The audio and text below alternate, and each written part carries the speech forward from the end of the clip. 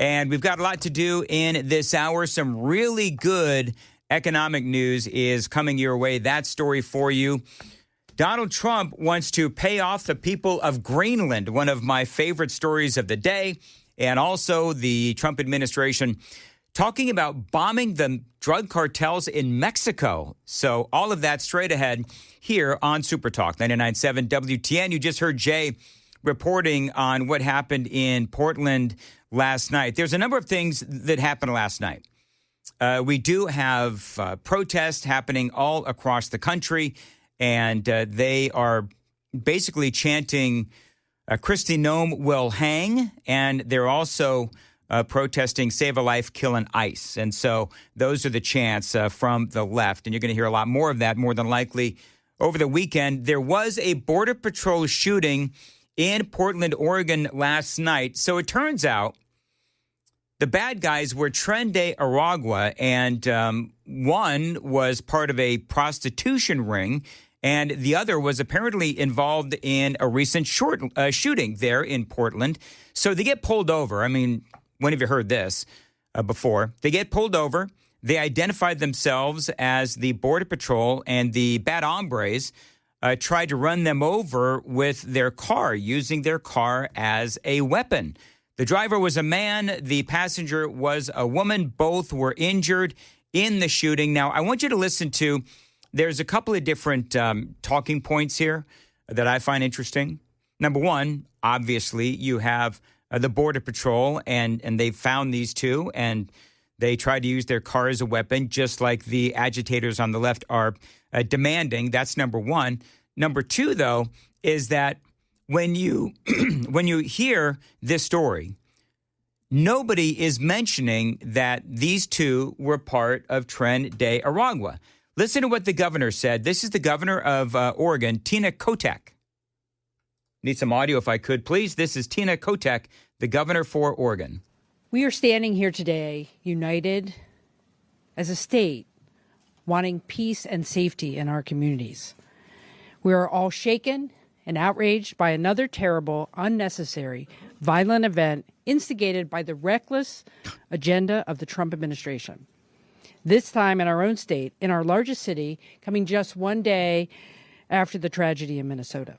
You know, it's interesting. She says it was instigated by the Trump administration. I would say no, it was instigated by the two members of Tren de Aragua who tried to run over the Border Patrol with their vehicle. You know, no kudos to the Border Patrol for getting these bad people off the street. Nothing but lies by the governor of Oregon in an attempt to cover up the fact that it is her sanctuary state policies where they welcome in illegal criminal aliens and these Tren de Aragua gang members into their state. It's unbelievable. The mayor, because that was the governor of Portland, listen to what the mayor of Portland, Oregon had to say about this. And again, you'll hear that the mayor of Portland is lying about what happened last night. Listen. We know what the federal government says happened here. There was a time when we could take them at their word. That time is long past. That is why we are calling on ICE to halt all operations in Portland until a full and independent investigation can take place. Our community deserves answers. Well, it's interesting because, and again, that is the mayor, Keith Wilson. They're not advertising that these two were part of Tren de Aragua. And yes, they are demonizing the Border Patrol and ICE and the Trump administration. So this is something that we're going to be hearing for the next couple of days. Obviously, we know what happened in Minnesota. Now we have the shooting in Oregon. I want to play some audio from some lawmakers out of Oregon and out of Portland specifically. There is a congresswoman named Janelle Bynum, and this is her response to the Border Patrol shooting a couple of Tren de Aragua gang members. This isn't law enforcement. It's state-sponsored terrorism, she says. Stop blanking with us. And she drops down the F-bomb, right? Stop effing with us. She says this is the second shooting this week by agents following the orders of a wannabe dictator who is trying to take over cities and rule by instilling terror in the hearts of the American people. When the president deployed his guardsmen to our city earlier this year, we told him their presence was unwelcome and unhelpful. Today, we saw just how dangerous this is. We need these street goons gone. Get to steppin'. That's the words of Janelle Bynum. Time to be censored. She's lying, calling it state-sponsored terrorism. Well, obviously. And the narcissism to have, your own letterhead like that. Good Lord, man. Well, here's the thing. And again, not to keep, belaboring the point, but nowhere does she admit that these two were gang members. So then she appears on CNN, and they actually asked her, so you actually called the Border Patrol and law enforcement goons.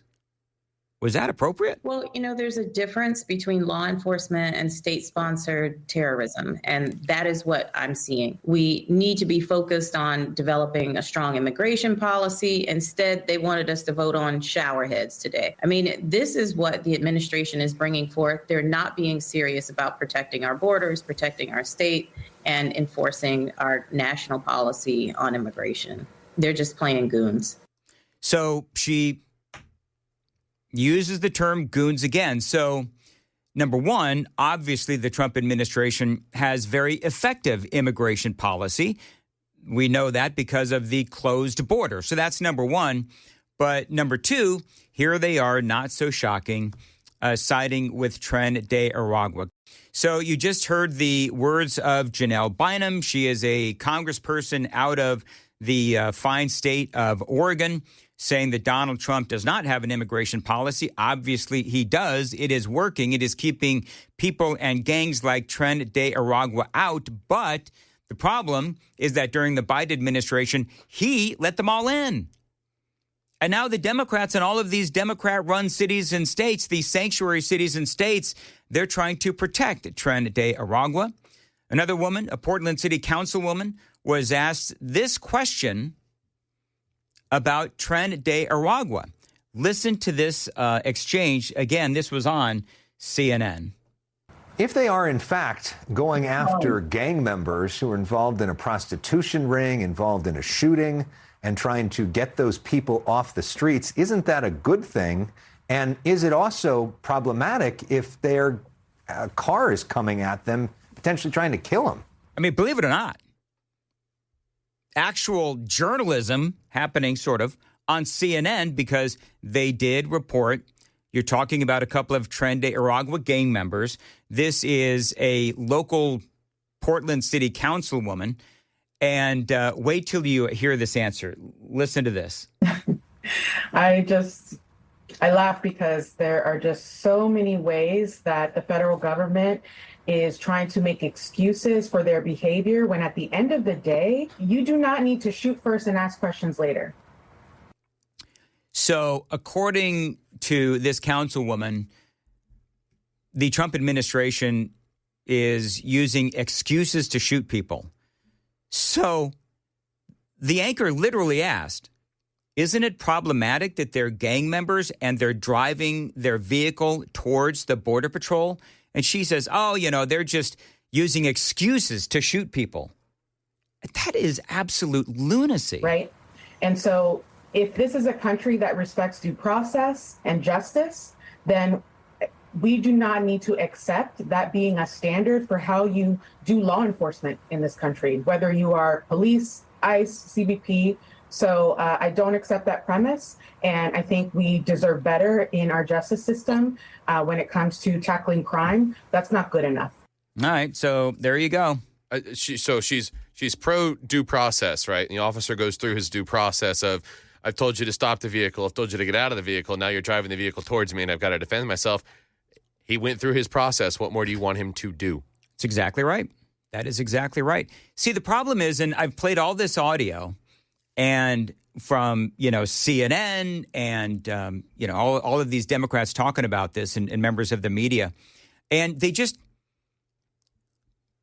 don't make any sense. And the problem is that clearly they're not looking at all the facts. They don't want to admit to all of the facts, or they choose to ignore all of the facts. I mean, in 1 week, we've seen 2 different cases of leftists using their cars to try and run down law enforcement, something very conveniently that the leftists that have been interviewed don't really even want to either accept or talk about.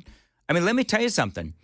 I would ask, Janelle Bynum or whoever this Portland city councilman is, if you had a gun, and they wouldn't, but if you had a gun and it was loaded and somebody was driving a car towards you, what would you do?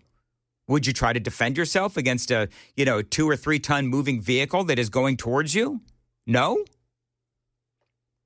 It's just they refuse to look at the facts and come up with a rational conclusion. Now, the media, and again, the leftists both times, clearly taking the sides of the gang members, for example, in Portland, and taking the side of the leftist agitator in Minnesota. And they're not telling you the whole truth. And then when the truth is presented, when the truth is told, what do? They take the side, in the Oregon case, they take the side of the prostitution ringleaders of Tren de Aragua. By the way, another congresswoman out there in Portland, in Oregon, Maxine Dexter, is demanding that ICE end operations in Portland. And by the way, honey, it wasn't ICE, it was the Border Patrol. But she says ICE has done nothing but inject terror, chaos, and cruelty into our communities. Trump's immigration machine is using violence to control our communities. Can I ask, how much violence is Tren de Aragua injecting into the communities? Fair question. Didn't they take over whole apartment complexes in Colorado? In Aurora, Colorado. They sure did. So Biden let them in. States like Oregon welcome them into their neighborhoods, in Colorado and in other states as well. They allow them to take hold in their neighborhoods. Then when they simply try and when the Border Patrol and ICE try to arrest them, get them off the streets, the left, they have fits and they complain and they start yelling at ICE and the Border Patrol. And they're trying to kill law enforcement.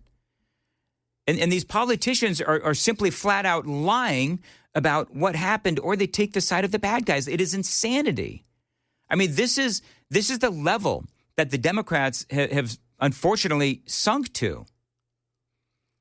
And by the way, I told you one of those gang members was also part of this prostitution ring. You'll love this. There is some leaked 911 dispatch information on the shooting in Portland, and on the screen, it was like a screenshot or something of a computer. There was a phone number, and when somebody called the phone number, you know what it was? It was an escort service. So one of these phone numbers that was given, it was, I think it was a phone number that one of these, bad people called, one of these Tren de Aragua gang members called. The phone number went to an escort service. That's the kind of people that we are dealing with here. And again, the Democrats taking their side. We'll see again what happens this weekend. Coming up, we've got some really good economic news and something the Trump administration is looking to do. I thought this was interesting. The Trump administration is now looking to ban some of these corporations from buying homes that are for sale. That is going to help supply and demand for you if you're trying to buy a home. Good morning to you for a Friday. I don't know about you, but I am really glad it is Friday. It has been quite the news week and could be a very interesting weekend as these activist groups that we've been talking about all day are mobilizing in cities across America. We had some really good economic news yesterday, and I got to tell you that, and I've said this often, so just bear with me, but the Democrats, I believe, will rue the day when they made affordability the cornerstone for their midterm election bid. Let's hear what happened, courtesy of CNBC. This was yesterday. Go up. This is unreal, the movement in this number. Minus $29.4 billion. We cut it basically in half. Yeah, we're talking about the trade deficit. We cut it in half. Just consider this. In March, it was $136 billion. Right now, it's a whisker under $30 billion. We haven't been that small in a long time. I don't have enough records here to go back that far. Yeah, 2009. 2009 is the last time we had this low of a trade deficit. That is huge. We also had some great economic news with the Atlanta Fed. They're saying that the GDP forecast for the fourth quarter that just passed, 5.4%. They have surged it to 5.4%. Basically, of course, if you know anything about the GDP, that means we have a healthy GDP, or gross domestic product. That basically means that our economy is surging.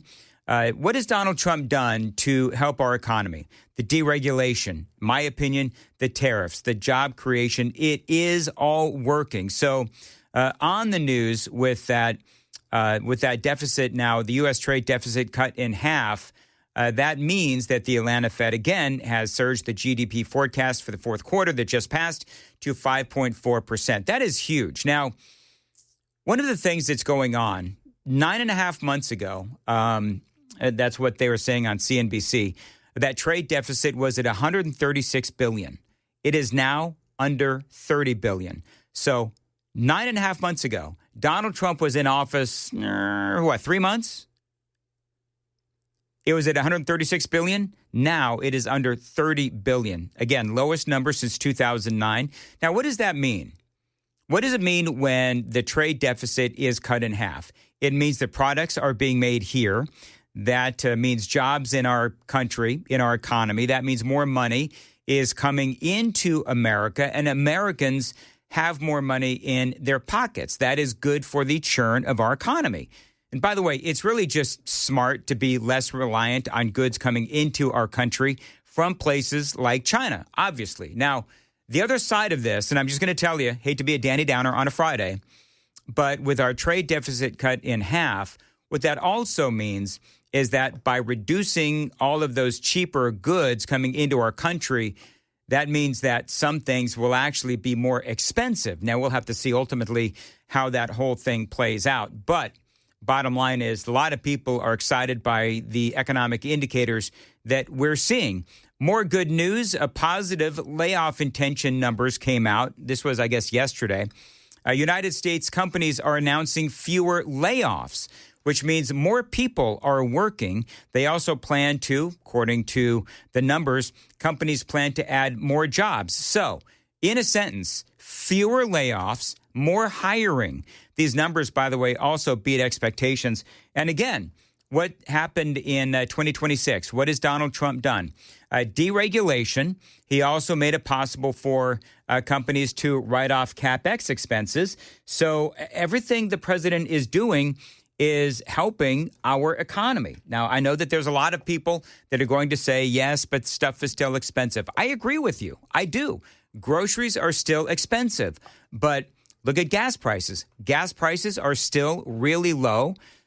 I believe that inflation is, first of all, the inflation has obviously cooled way down, and I believe that eventually inflation is going to go down. Now, after all of these numbers broke, Scott Bessent was giving a speech to the Economic Club of Minnesota, and this is part of what Scott Bessent had to say. President Trump inherited these very problems when he took office last January, and he has since fixed them one by one. In just one short year, President Trump has delivered a historic economic turnaround to put our country back on the path to prosperity. And news alert, the numbers today are starting to show it. The trade balance was the best since 2009, and the layoff intentions, they are the lowest since 2024. So we are back on track. In 2025, the president laid the foundation for powerful economic growth with the historic passage of the One Big Beautiful Bill, which is actually the Working Families Tax Cut Act. Trade deals that rewrote decades of government misalignment and an ambitious deregulation agenda that empowered American entrepreneurs and business. Now, in 2026, we will reap the rewards of President Trump's America First agenda. Makes a lot of sense. Inflation slowing down, more jobs, fewer layoffs. We've been talking about the trade deficit shrinking. The tax cuts, by the way, in the big, beautiful bill, they are now in place. As I mentioned, gas prices are going down. So the president has now switched his focus because he can do many things at once. He is now focused on, with the passage of the big, beautiful bill, the housing market. You know what he's announced? A couple of things. First of all, he's ordered the federal government to buy $200 billion in mortgage bonds. This came down, I think it was yesterday.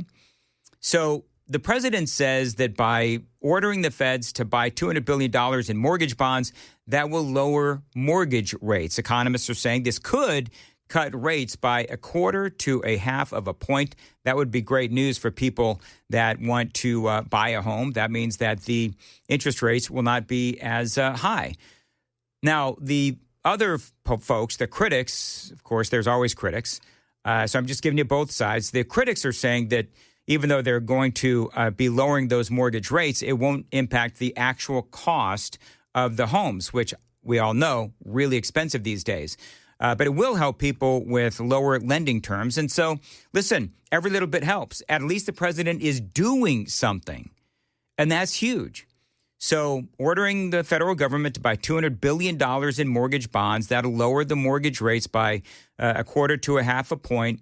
That is good news. Every little bit helps. And now the president is making moves to, listen to this, ban large institutional investors from buying up single-family homes. So you know what's been going on? It's all about supply and demand. So you have some of these massive corporations that go in and they buy up single-family homes. And that really leaves the families out in the cold. Donald Trump is now saying, no, I'm not going to allow that to happen. What I'm going to do is ban these large corporations from buying these homes. I've got a real estate friend who was talking about why there is so little inventory in Nashville. And really this applies to all over the country. And she says it's because these companies like Blackstone, and there's some others as well, but what they do is they come in and they scoop up all of those single-family homes and turns them into rental units. And what that does is that leaves families out in the cold because it's all about supply and demand. So the president coming in and saying, all right, you know what? Blackstone is one of these companies. You're not allowed to buy these homes anymore. We've got to leave some inventory for the families. Now, to me, that makes a lot of sense. I understand that there's another side. You will have people that will say, you know, these big corporations, they're buying such a small amount of the inventory, this won't make much of a difference. William Pulte, the Federal Housing Finance Agency director, he talked about this on CNBC, and he says, oh, no, this will make a difference. Is Blackstone a target of the administration? Look, what's a target of the administration is getting the American dream back on track after 4 years of Joe Biden destroying the housing market. The good news is we have a builder-in-chief, not just a commander-in-chief. He understands the real estate market. He understands the importance of keeping home prices high, but at the same time making it so that way people can finally afford a home again. You know, during Biden's term of 4 years, you had massive inflation. Mortgage rates went through the roof. Nobody could afford a home. And the only people who could afford a home were these big corporations with balance sheets. So it's time that corporations stop owning these homes and people start owning and living in these homes as nature intended. Yeah. I mean, listen, he makes a lot of sense. And you know what I get frustrated with? Because I was talking about how you've got some of these analysts that are saying, well, this isn't going to make much of a difference. Every little bit helps. Every little bit helps. And here's the other thing. At least the president is doing something. And that's more than we can say for Biden and the Biden administration, who let in all of these illegal aliens. Of course, we also know that we do have a shortage of supply because of all of the people that have been in this country illegally. So it's all about, again, supply and demand. Now the question is, what happens next? Well, the president says he is going to make this in an executive order. Then he wants Congress to codify it. Here's what the president said on True Social. People live in homes, not corporations. He says, I will discuss this topic, including further housing and affordability proposals and more, in my speech at Davos in a couple of weeks, which is going to be really interesting. Large institutional investors refer to companies such as Blackstone, which buy up single-family homes and rent them out. And that is, again, been a big part of the problem. Now, here's the crazy part. Do you know who's on the side of Donald Trump on this? Elizabeth Warren. Yeah, Pocahontas. And Donald Trump are on the same side. Over the past few years, prominent Democrats have been pushing for such a move, with senators including Massachusetts Senator Elizabeth Warren calling on the federal government to stop institutional investors from buying up single-family homes. In response to Trump's social media post, Warren expressed support for curbing corporate investment in retail real estate, saying, this is a quote, I've been advocating for years to limit Wall Street from buying up America's homes, she said, adding that Trump should start with getting his own party in the House to support a bipartisan bill to bring down housing costs that passed the Senate unanimously. And Congress should work on legislation to stop corporate investors from buying up homes. So there you go. Here's more from Pulte. You have a situation where they're actually buying homes at 20 to 30% less, in some cases, than some average Americans are. We can't be having this where corporations are getting deals on homes. Meanwhile, people can't even find shelter to live in. Yeah, and there's a number of different companies. I'm talking about Blackstone, and people are saying, no, it's BlackRock. Everything I'm reading is Blackstone. It's a company. Their stock, by the way, just cratered when Trump made this announcement here a couple of days ago. This is one of those stories that I'm grabbing a couple of different economic stories and kind of bundling them all together for this Friday, because all of this, I think, is good news. People are saying, oh, this is Donald Trump. He's making simply a populist move. He is helping the American people. It's time to put the American people first. I mean, imagine that. We have a president who's given a mandate. We're bringing down housing costs. We're bringing down the cost to afford a mortgage monthly. You know, the mortgage rate when we got into office was 7%. President Trump has gotten that down into the low sixes. He's going to announce at Davos a bunch of new ideas that I think are really going to get the housing market going again. So I'm very confident we can resuscitate the housing market, but it's dead after what Joe Biden did, and we're bringing it back to life. All right, 7:51, Nashville's Morning News on Super Talk 99.7. And as I was saying, I was talking to a real estate friend of mine who she was just going off because, you know, she's in the business of trying to help find people homes, and the inventory is so limited. So imagine you see this is what the experience that she was relating. She said, imagine you've got a couple and they're trying desperately to find a home that they can afford. One comes on the market, and the second that it goes on the market, you've got these companies, and there's several of them that just scoop it up really quickly. And as Pulte said, sometimes at a lower price than is should be going for whatever reason. And that ices out the families, and they have fewer homes to choose from. And so it is very frustrating for people who are out there trying to find homes, and most certainly affordable homes as well. So as I said, every little bit helps. I think this will help. And I think the things that Donald Trump is trying to do to help the American people, in the end, he'll get credit for, and it'll help us in the midterm elections. And he truly does care about Americans and their pocketbook.